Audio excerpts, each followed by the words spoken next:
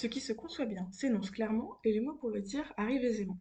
C'est une citation de Nicolas Boileau que j'ai trouvée en cherchant une accroche pour cette vidéo pour répondre à la question comment je deviens un ingénieur communicant du secteur de la construction.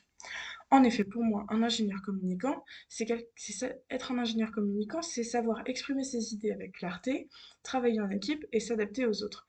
Mais ce n'est pas quelque chose d'évident.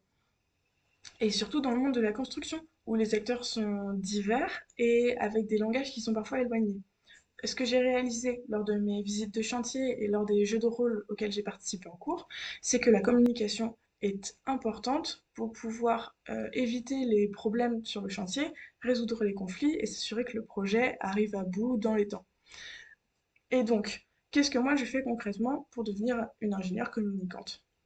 Tout d'abord, il faut s'entraîner, même si je suis relativement à l'aise à l'oral naturellement.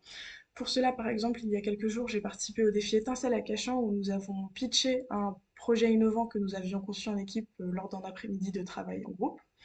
Et pour cela, j'ai participé à une conférence sur comment faire un pitch, comment capter l'attention des gens, et ça m'a permis d'apprendre de nouvelles choses et de les mettre en pratique directement ensuite. D'un autre côté, je donne aussi des cours à des collégiens et lycéens parce que être un ingénieur communicant, pour moi, c'est s'adapter à son public. Et donc là, par exemple, j'explique des concepts mathématiques qui, moi, me paraissent pourtant très simples et que certains élèves ont plus de mal à comprendre.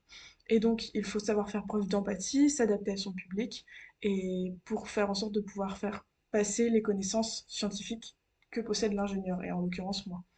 Et donc, bien que je ne sois pas encore ingénieure, je me construis déjà en tant que communicante et j'essaie de travailler sur mes faiblesses, notamment je suis assez anxieuse et je manque parfois de confiance en moi, mais j'en ai conscience et j'essaie de travailler là-dessus pour pouvoir m'améliorer tous les jours.